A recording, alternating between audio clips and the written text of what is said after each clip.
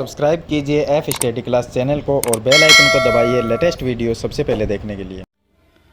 Hello students, आज हम इस वीडियो में कक्षा 8 गणित का चैप्टर नंबर है 11। इसका नाम है क्षेत्रमिति और प्रश्नावली 11.1 का क्वेश्चन नंबर 1 और 2 इस वीडियो में हल करेंगे। तो इन प्रश्न के अंदर हमें कुछ आकृतियां दी गई है जिनका हमें क्षेत्रफल और परिमाप है वो ज्ञात करना है। तो देखिए प्रश्न नंबर जो 1 है इसको हल करते हैं। प्रश्न नंबर 1 में दिया गया है कि जैसा कि नीचे दी गई आकृति में दर्शाया गया है, एक आयताकार और आयताकार का मतलब आयत जैसा हो गया और वर्गाकार का मतलब वर्ग जैसा। तो एक आयताकार और एक वर्गाकार खेत के माप दिए हुए हैं। तो ये तो है एक वर्ग, ये तो हो गया वर्ग और ये है एक आयत। ये दो आकृति हमें दी गई है। यदि उनके परिमाप समान है, इन दोनों के जो परिमाप है वो समान है, तो इस किस खेत का क्षेत्रफल अधिक होगा। तो इनमें से कौन से खेत का जो क्षेत्रफल है वो ज्यादा होगा, यानी कौन सी आकृति का क्षेत्रफल है वो ज्यादा होगा, ये हमें ज्ञात करना है। अब मैं आपको देखिए परिमाप और क्षेत्रफल के बारे में थोड़ा सा बता देता हूं। परिमाप क्या होता है, मान लीजिए ये वर्ग है, वर्ग के इस पॉइंट से हम चलेंगे और इसके चारों तरफ चक्कर काटकर वापस इसी पॉइंट पर आ जाएंगे, तो इसको हम कहेंगे इसका परिमाप। और ये वर्ग के जो अंदर का हिस्सा है जो डार्क किया हुआ है पेंसिल से, ये जो भाग है इसका अंदर का वो होता है क्षेत्रफल। इसी तरह से आयत में होगा, अगर हम इस पॉइंट से चलेंगे और इसके चारों तरफ चक्कर लगाकर इसी बिंदु पर वापस आ जाएंगे तो इसको हम परिमाप कहेंगे। और इसके जो अंदर का जो हिस्सा है यानी जो अंदर वाला भाग है उसको हम क्षेत्रफल कहेंगे। अब जो वर्ग और आयत है उनका परिमाप का सूत्र और क्षेत्रफल का जो सूत्र है वो दोनों का अलग अलग होता है। वर्ग में क्या होता है, चारों भुजाएं हैं वो बराबर होती है और आयत में लंबाई और चौड़ाई होती है। तो लंबाई है वो ज्यादा होती है और चौड़ाई है लंबाई से कम होती है, तो इसमें लंबाई और चौड़ाई होती है। और इसके अंदर चारों भुजाएं क्या होती है, बराबर होती है। तो इसलिए दोनों का जो सूत्र है वो भी अलग अलग है। तो चलिए हम लिख लेते हैं। देखिए यहां पर हमें दिया गया है कि दो आकृति हमारे पास में, एक आयताकार है और दूसरी वर्गाकार है, तो उनके परिमाप समान है। दोनों के परिमाप जो है वो हमें समान दिए गए हैं। तो कौन से आकृति का जो क्षेत्रफल है वो ज्यादा होगा। तो पहले हम परिमाप जो समान दिए गए हैं इनके परिमाप को समान लिखते हैं, यानी बराबर लिखेंगे। तो एक साइड तो हम लिख लेते हैं आयत का परिमाप, तो मैं यहां पर लिख देता हूं आयत का परिमाप, और दूसरी साइड में लिख देता हूं बराबर में वर्ग का परिमाप, वर्ग का परिमाप। अब इसने कहा है कि दोनों के जो परिमाप है वो बराबर है, इसका मतलब हमने बराबर का इसमें चिन्ह लगा दिया। तो आयत का परिमाप और वर्ग का परिमाप बराबर है। अब जो इसमें दिया गया है मैं लिख देता हूं। देखिए आइए, जो वर्ग है तो वर्ग की भुजा कितनी है, ये 60 मीटर है, तो ये भुजा भी कितनी होगी, 60 होगी, क्योंकि चारों भुजाएं इसमें बराबर होती है इसलिए सभी भुजाएं 60-60 मीटर की होगी। तो हम यहाँ पर लिख देंगे कि वर्ग की भुजा, वर्ग की भुजा हमें दी गई है 60 मीटर, ये दी गई है। अब इसके अंदर ये जो आयत है तो ये आयत की लंबाई है और ये आयत की चौड़ाई है। तो आयत की लंबाई है 80 मीटर, तो मैं यहाँ पर लिख देता हूँ आयत की लंबाई। आयत की जो हमें लंबाई दी गई है वो दी गई है 80 मीटर और आयत की जो चौड़ाई है वो हमें नहीं दी गई है। तो मैं लिख देता हूँ आयत की चौड़ाई। आयत की चौड़ाई है वो हमें ज्ञात करनी होगी, तो इसलिए मैं यहाँ पर क्वेश्चन मार्क का चिन्ह लगा देता हूँ। तो आयत की चौड़ाई नहीं है, आयत की लंबाई 80 मीटर है और वर्ग की जो भुजा है वो 60 मीटर है। तो पहले हम लिखेंगे आयत का परिमाप। अब आयत के परिमाप का जो सूत्र होता है वो होता है 2 गुणा में, ब्रैकेट में लिखते हैं लंबाई प्लस चौड़ाई, ये होता है आयत के परिमाप का सूत्र। बराबर में लिखेंगे वर्ग का परिमाप। तो वर्ग के जो परिमाप का सूत्र होता है वो होता है भुजा स्क्वायर। वैसे तो देखिए हम डायरेक्ट निकाल सकते हैं कि ये वर्ग है, इसके इस पॉइंट से चलेंगे तो ये भुजा 60 है, फिर उसके बाद में ये भुजा भी 60 है, यहाँ तक आ गए तो 60 और 60 120 हो जाएंगे। फिर इस भुजा पे चलेंगे तो ये भी 60 है और नीचे वाली ये भुजा भी 60 है। तो सभी भुजाओं को हम प्लस करते हैं तो वो इसका परिमाप होता है। इसी तरह से आयत में चारों भुजाओं को प्लस कर लेंगे तो वो इसका परिमाप हो जाएगा। लेकिन यहाँ पर हम सूत्र से निकालेंगे इसको। तो आयत के परिमाप का सूत्र 2 गुणा लंबाई प्लस चौड़ाई और वर्ग का परिमाप का सूत्र होता है भुजा स्क्वायर। अब इसमें मान लिख देते हैं, तो 2 की जगह मैं 2 लिख देता हूँ और गुणा में लंबाई, यह है आयत की लंबाई, तो आयत की लंबाई 80 मीटर है, यहाँ पर 80 लिख देंगे और प्लस में ये आ जाएगा चौड़ाई और बराबर में भुजा मतलब वर्ग की भुजा, तो वर्ग की भुजा है 60, उसका हम स्क्वायर कर देंगे तो यहाँ पर लिख देंगे 60 का स्क्वायर। सॉरी यहाँ पर देखिए जो आयत का ये जो सूत्र है वो इसके क्षेत्रफल का होता है, तो यहाँ पर हमें लिखना है 4 गुणा भुजा, ये होता है परिमाप का, वर्ग का जो परिमाप होता है उसका सूत्र होता है। तो यहाँ पर हमें लिखना है 4 गुणा भुजा दी गई है 60, तो यहाँ पर हम 60 लिखेंगे। ये जो सूत्र था वो इसके क्षेत्रफल ज्ञात करने का सूत्र है, तो गलती से मैंने यहाँ पर लिख दिया था। चलिए अब 4 गुणा भुजा है तो भुजा का मान हमने 60 लिख दिया, 4 को 60 से गुणा कर देंगे तो ये आ जाएगा, 2 को 80 से गुणा करेंगे तो 160 प्लस 2 को चौड़ाई से गुणा करेंगे तो 2 इंटू चौड़ाई ये आ जाएगी और बराबर में 4 को 60 से गुणा करेंगे तो 240 आ जाएंगे।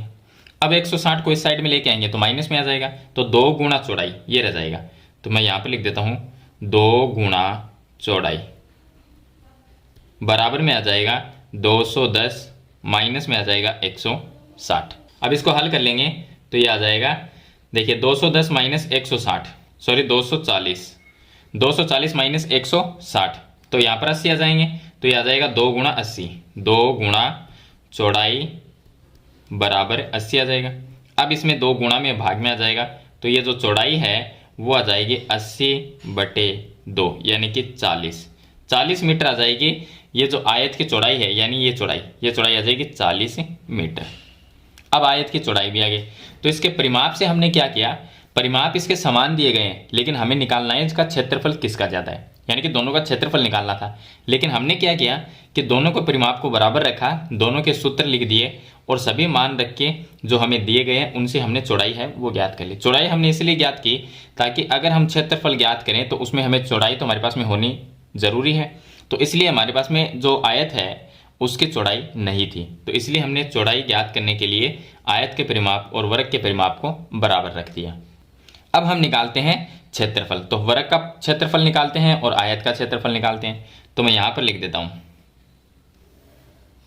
यहाँ पर लिखता हूँ वर्ग का क्षेत्रफल।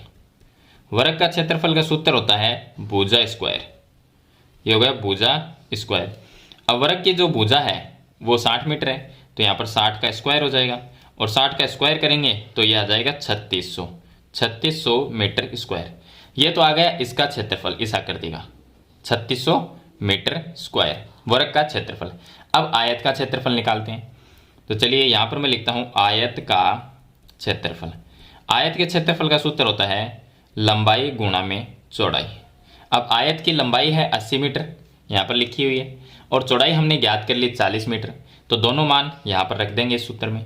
तो लंबाई की जगह 80 लिखेंगे गुणा चौड़ाई की जगह हम 40 लिखेंगे, तो बराबर में आ जाएगा 8 चौक 32 हो जाएंगे, यानी कि 3200 आ जाएगा, 3200 मीटर स्क्वायर। अब यहाँ पर आप ही देखिए कि ये तो आया है 3600 मीटर स्क्वायर क्षेत्रफल और ये क्षेत्रफल है 3200 मीटर स्क्वायर, यानी इस आयत का जो क्षेत्रफल है वो है 3200 मीटर स्क्वायर। इनमें ये बताना है कि कौन सा क्षेत्रफल अधिक है, तो हम लिखेंगे कि वर्ग का क्षेत्रफल है वो अधिक है, तो आपको लास्ट में ये लिख देना है वर्ग का क्षेत्रफल अधिक है, तो ये इसका आंसर हो जाएगा। तो इस तरह से आपको ये क्वेश्चन है वो क्वेश्चन नंबर 1 वो हल करना है। तो मैंने आपको एकदम सिंपल जो तरीका है वो मैंने आपको इसमें बता दिया है। चलिए इसके बाद में हम प्रश्न नंबर 2 को हल करते हैं। चलिए अब प्रश्न नंबर 2 में देखिए, यहाँ पर लिखित है श्रीमती कौशिक के पास चित्र में दर्शाए गए मापों वाला एक वर्गाकार प्लाट है। ये देखिए ये चारों तरफ एक वर्ग है, यानी कि ये चारों भुजाएं इसमें बराबर है, तो ये एक वर्ग है, वर्गाकार प्लाट है। वह प्लाट के बीच में एक घर बनाना चाहती है। घर कहाँ पर बनेगा, इस प्लाट के बीच के अंदर। घर के चारों ओर एक बगीचा विकसित किया गया है। अब इस घर के ये जो घर बनेगा, घर इतनी दूरी में बनेगा, ये जो भाग है इतनी दूरी में घर बनेगा, तो इसके चारों तरफ ये एक बगीचा विकसित किया गया है, यानी एक बगीचा बनाया गया है। तो इसमें लिखा है कि 55 रुपये प्रति वर्ग मीटर की दर से इस बगीचे को विकसित करने का व्यय ज्ञात कीजिए। यानी जो ये बगीचा है, देखिए ये है बगीचा, इस तरह से चारों तरफ ये बगीचा है, तो इसमें खर्चा कितना लगा इसको बनाने में वो हमें ज्ञात करना है। तो खर्चा निकालने के लिए, इसका जो खर्च है वो निकालने के लिए ये जो बगीचा है इसका हमें क्षेत्रफल ज्ञात करना होगा। अब इसका क्षेत्रफल ज्ञात करेंगे कैसे, ये आकृति किस तरह की आकृति है, पहले तो ये हमें देखना है। देखिए ये जो आकृति है, ये जो प्लाट है पूरा, ये पूरा प्लाट एक वर्ग के जैसा है। तो हम पूरे प्लाट का क्षेत्रफल ज्ञात करेंगे, क्योंकि देखिए यहाँ पर ये भुजा है, ये 25 मीटर है, नीचे वाली भुजा है ये भी 25 मीटर है, तो इधर वाली भी ये 25 मीटर है और ऊपर वाली भी 25 मीटर है। तो चारों भुजाएं आपस में बराबर होती है, तो वो आकृति एक वर्ग होती है। तो हम पहले एक वर्ग का क्षेत्रफल ज्ञात करेंगे। तो चलिए सबसे पहले हम लिखते हैं वर्गाकार, यहाँ पर लिखेंगे वर्गाकार प्लाट का क्षेत्रफल। वर्गाकार प्लाट का क्षेत्रफल का मतलब हो गया कि वर्ग का क्षेत्रफल। अब वर्ग के क्षेत्रफल का सूत्र होता है भुजा स्क्वायर। अब भुजा कितनी दी गई, भुजा हमें दी गई है, वर्ग की जो भुजा है देखिए ये भी 25 है, ये भी 25 है, तो ये दोनों भी 25-25 होगी। तो वर्ग की भुजा है 25, तो मैं लिख देता हूँ 25 का स्क्वायर। अब मैं 25 का स्क्वायर लिखता हूँ तो ये आ जाएगा 25 का स्क्वायर का मतलब होता है 625। 25 को जब 25 से गुणा करेंगे तो 625 आ जाएगा। यहाँ पर जो मीटर में दिया गया है तो हम लगा देंगे मीटर स्क्वायर। क्षेत्रफल हमेशा स्क्वायर में आता है, तो 625 मीटर आ गया। तो हमने क्या किया, इस पूरे वर्गाकार प्लाट का क्षेत्रफल ज्ञात कर लिया, यानी इसके जो बीच का जो भाग है पूरा उसका क्षेत्रफल आ गया। लेकिन हमें सिर्फ ये बगीचा जो बना हुआ है इसका क्षेत्रफल ज्ञात करना है। तो इसके लिए हम क्या करेंगे, जो हमने इस पूरे प्लाट का क्षेत्रफल ज्ञात किया है उसमें से माइनस करना पड़ेगा। ये अंदर का जो प्लाट है एक छोटा सा जिसमें घर बनेगा, इसका क्षेत्रफल माइनस करना पड़ेगा, यानी इस भाग का क्षेत्रफल हमें माइनस करना पड़ेगा।